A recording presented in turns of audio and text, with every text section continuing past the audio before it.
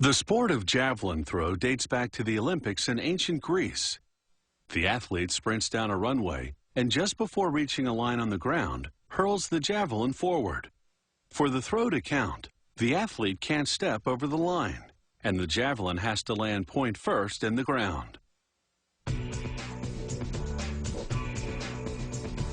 This modern javelin consists of a long hollow tube and a point. The tube portion is called the shaft. This company uses strong, lightweight aluminum, but javelin shafts can also be made of steel or carbon fiber. The tube is 1.2 inches in diameter. It first goes into a taper machine where forming dies narrow the back end to very specific dimensions. The taper profile varies by model, but has to conform to international rules. After making the exact end of the taper, they slice off the excess tubing. The shaft is now its final length, 7.2 feet for a woman's model and 8.5 feet for a men's. A straightening machine sandwiches the shaft between two hydraulic cylinders. They apply extreme pressure, straightening any large bends. This is just a preliminary straightening. The final one comes later. Next, working strictly by eye, a specially trained technician sands the shaft, fine-tuning it to a very precise diameter and weight. The javelin's point section is made of steel tubing that's a hair wider than the shaft. After tapering the front, they saw off the excess, making the point around 12 inches long. Now for the point steel tip that jabs into the ground. They position it in a holder, place the point body behind it, then weld the two parts together.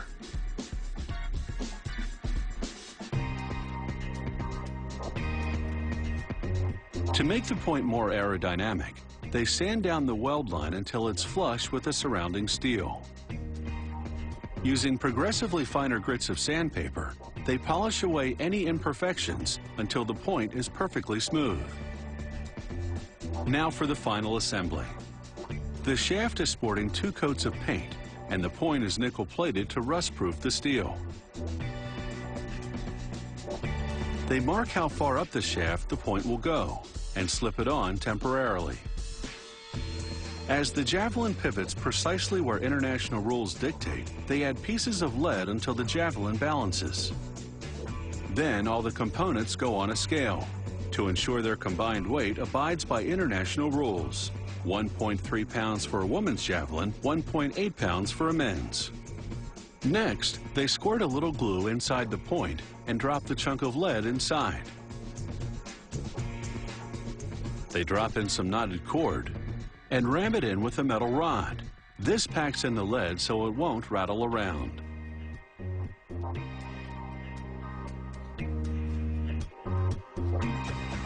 They use glue to adhere the point to the shaft. They drive home the point, so to speak, by throwing the javelin against a lead slab.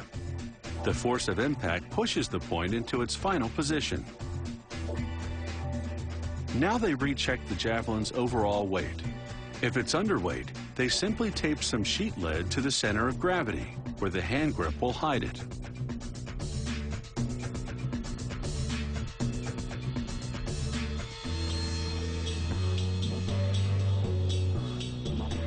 Using a gauge to measure the grip's permissible length, they mark the grip position at the center of gravity, then mount the javelin on a lathe and coat the marked area in glue.